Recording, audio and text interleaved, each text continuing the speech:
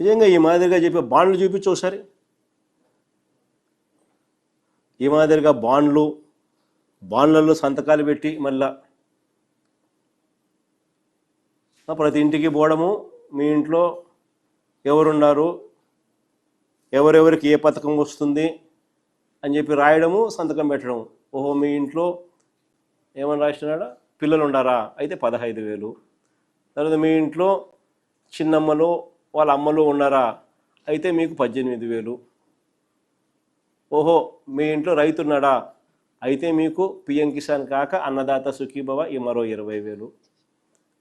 PM కిసాన్తో కలిపితే 26,000.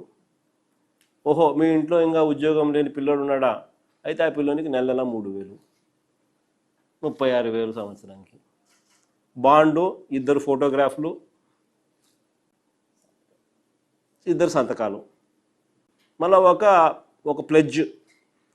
ఆ pledge ఒకసారి చదువున్న కనబాబుని ఏం చేసినాడు ఒకసారి, అక్షరాలు కొంచెం. బాబు షూరిటీ భవిష్యత్తు గ్యారంటీ. మళ్ళీ మైక్లో చదివిన ఒకసారి. బాబు షూరిటీ భవిష్యత్తు గ్యారంటీ.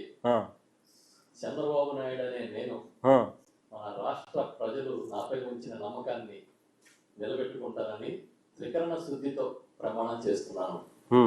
2024లో టీడీపీ అధికారంలోకి వచ్చాక భవిష్యత్తుకు గ్యారంటీలోని వాగ్దానాలను ఎటువంటి వివక్ష లేకుండా, నిబంధనలు విధించకుండా అమలు చేయడంతో పాటు మన రాష్ట్ర అభివృద్ధికి, పురోగతికి పునరంకితం అవుతానని ప్రతిజ్ఞ చేస్తున్నాను. నారా చంద్రబాబు నాయుడు.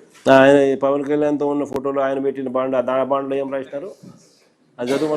నాయుడు, పవన్ కళ్యాణ్ అనే మేము మన రాష్ట్ర ప్రజలు మాపై మా సమిష్టి నాయకత్వంపై ఉంచిన నమ్మకాన్ని నిలబెట్టుకుంటామని త్రికరణ శుద్ధితో ప్రమాణం చేస్తున్నాము.